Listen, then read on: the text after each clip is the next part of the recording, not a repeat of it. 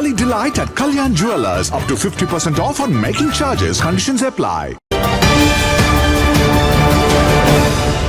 नमस्कार, आप देख रहे हैं BMW न्यूज बिहार और इस वक्त की बड़ी खबर मनिहारी से आ रही है, जहां मनिहारी में जेडीयू प्रत्याशी शंभू सुमन जो एनडीए के प्रत्याशी हैं, उनके खिलाफ मनिहारी थाना में बिहार विधानसभा 2025 में आदर्श आचार संहिता के उल्लंघन के मामले में प्राथमिकी दर्ज की गई है। जी हां, आपने सही सुना। शंभू सुमन जो आप अपनी स्क्रीन पर जिसकी तस्वीर देख पा रहे होंगे, ये प्रत्याशी हैं, एनडीए गठबंधन के जेडीयू के टिकट से चुनाव लड़ने वाले हैं मनिहारी विधानसभा से। अब इनके खिलाफ आदर्श आचार संहिता के उल्लंघन के मामले में प्राथमिकी दर्ज कर ली गई है और वो प्राथमिकी अब आपके स्क्रीन पर आप देख पा रहे होंगे, जिसमें लिखा है साफ साफ, विषय है बिहार विधानसभा 2025 में आदर्श आचार संहिता के उल्लंघन में प्राथमिकी दर्ज करने के संबंध में। महाशय, अब आपको एक एक लाइन हम पढ़ के सुनाने जा रहे हैं और जो स्क्रीन पर आप देख रहे हैं वही लेटर, वही पत्र हम आपको सुनाने जा रहे हैं। तो आप सुनिए और ध्यान से। इसमें लिखा है, महाशय, उपर्युक्त विषय के संबंध में कहना है कि आज दिनांक 27 अक्टूबर 2025 को शाम करीब 5 बजे छठ पर्व के संध्या अर्घ के दौरान मनिहारी गंगा घाट के गंगा नदी में एनडीए समर्थित जेडीयू के 67 विधानसभा मनिहारी के एसटी विधानसभा के उम्मीदवार श्री शंभू कुमार सुमन के द्वारा अपने समर्थकों के साथ एक नाव जिसका रजिस्ट्रेशन नंबर BEK 1319 है, उसमें सवार होकर एनडीए एवं उनके विभिन्न घटक दलों के झंडों के साथ बिना अनुमति के माइक से प्रचार किया जा रहा था। विदित हो कि निजी नावों के परिचालन बंद होने के बावजूद उक्त नाव के स्वामी व चालक मोहम्मद खालिक, जिनका मोबाइल नंबर है 7858957561 के द्वारा नाव का परिचालन किया गया, जो आदर्श आचार संहिता के उल्लंघन की श्रेणी में आता है।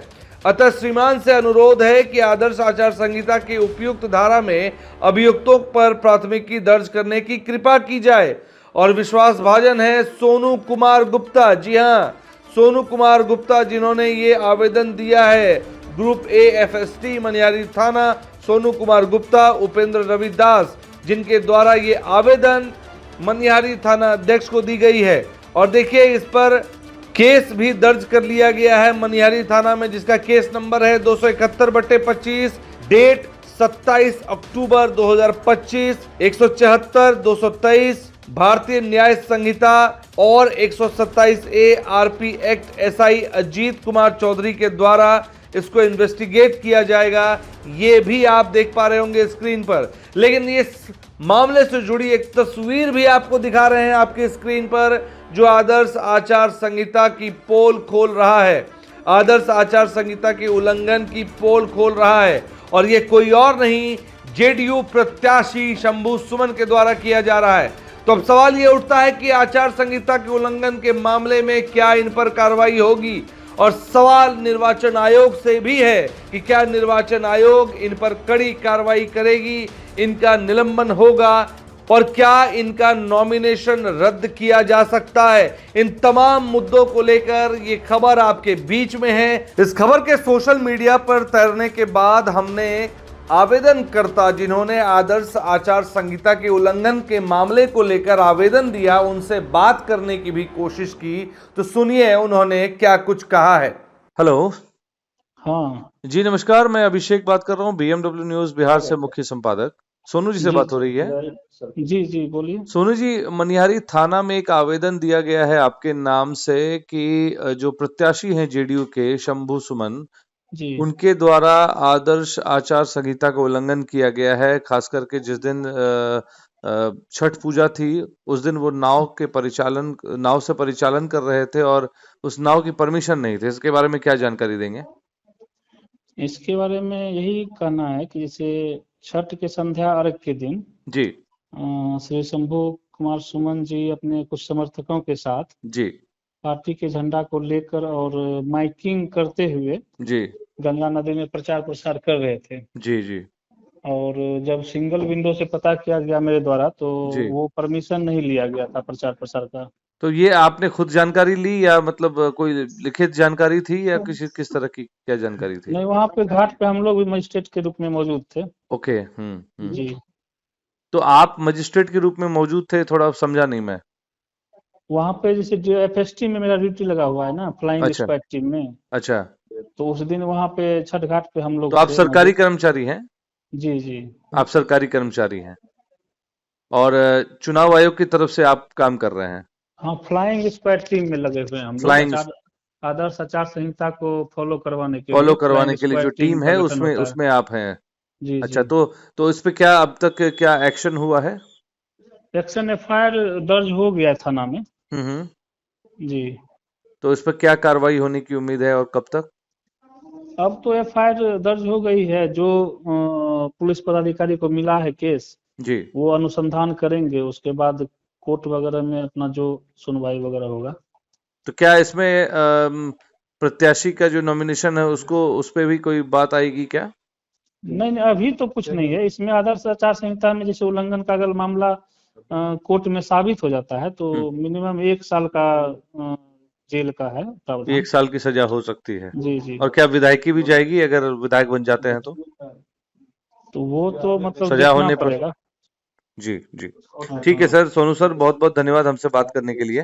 तो आपने सुना, सोनू कुमार गुप्ता ने साफ तौर पर कहा कि किस तरह से उन्होंने आदर्श आचार संहिता के उल्लंघन के मामले में कथित तौर पर थाना अध्यक्ष मनिहारी को आवेदन लिखा और उस आवेदन की कॉपी हम आपके स्क्रीन पर दिखा रहे हैं। और उन्होंने साफ तौर पर कहा कि यस, उन्होंने ही इस आवेदन को मनिहारी थाना अध्यक्ष को दिया है और अब इंतजार है उनको कार्रवाई होने का। हालांकि इस वायरल आवेदन की पुष्टि BMW न्यूज बिहार नहीं करता। आदर्श आचार संहिता मामले के उल्लंघन को लेकर BMW न्यूज बिहार के मुख्य संपादक ने मनिहारी से जदयू के प्रत्याशी शंभू सुमन से जो बात की वो भी आपको सुनवाते हैं। हेलो जी। शंभू सुमन जी से बात हो रही है? जी हाँ, बोल रहे हैं सर, मनिहारी विधानसभा में आचार संहिता के मामले को लेकर एक आवेदन दिया गया है कि आप उस आचार संहिता को उल्लंघन करते हुए पाए गए। इस पर आपकी क्या प्रतिक्रिया है? देखिए, ऐसा है कि ये मामला छठ पूजा के दिन का है, संध्या अर्घ के समय का। जी। उसके लिए नाव का परमिशन के लिए ऑलरेडी दिया हुआ था। लेकिन मुझे बताया गया, जिनके द्वारा दिया गया था, कि परमिशन हो गया है और संध्या अर्घ के समय जाने से पहले आ जाएगा। तो जब हम नाव पर चढ़ कर निकल गए तो हमको लगा कि लोग को मिल गया होगा। तो हम पूछे भी कि परमिशन वाला पेपर मिल गया? तो बोला हाँ हाँ, आ गया, व्हाट्सएप पे आ जाएगा 10 मिनट में। हम लोग तब तक चलते हैं। इस बीच में हम लोग चुनाव प्रचार में बिजी थे, बहुत सारा फोन आने लगा। आपको जानकारी नहीं थी इस बात की? ये आवेदन दिया गया था, परमिशन के लिए ऑलरेडी आवेदन दिया हुआ था जी। उसका रिसीविंग भी है, लेकिन परमिशन होने में देर हो गया, यही मामला है। अच्छा। तो तब इसका जानकारी हमको बाद में मिला, नहीं तो पहले पता होता कि लेटर आया नहीं है तो फिर हम जाते ही नहीं। क्योंकि बताया कि व्हाट्सएप पे आ जाएगा तो हम सोचे कि आ ही जाएगा तो फिर चलते हैं। और उसमें कोई बहुत बड़ा इशू नहीं था। हम तो बस सिर्फ नाव पे चढ़ के जितने श्रद्धालु थे गंगा किनारे छठ व्रती, बस सबको प्रणाम करते हुए हम गए, नाव से भ्रमण कर रहे थे। बस इतना ही तो बात था।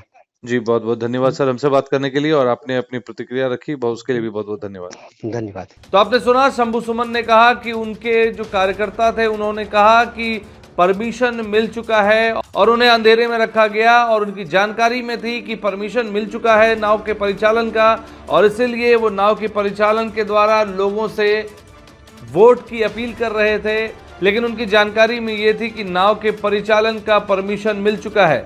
देखिए, अब ये मामला बेहद पेचीदा होता जा रहा है। अब देखना यह होगा कि शंभू सुमन जी को आदर्श आचार संहिता उल्लंघन के मामले में क्या सजा होती है और अगर सजा होती है तो क्या निलंबन भी हो सकता है। इस खबर को लाने का प्रयास हमारे संवाददाता सनोवर और सरफराज ने मनिहारी से की है। Bureau report, BMW news Bihar.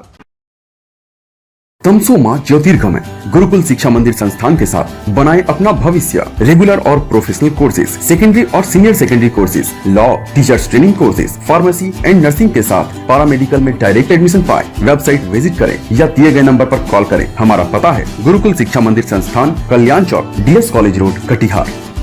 हमारा वीडियो अगर आपको अच्छा लगा हो तो आप हमारे वीडियो को लाइक करें, शेयर करें और हमारे चैनल को सब्सक्राइब जरूर करें।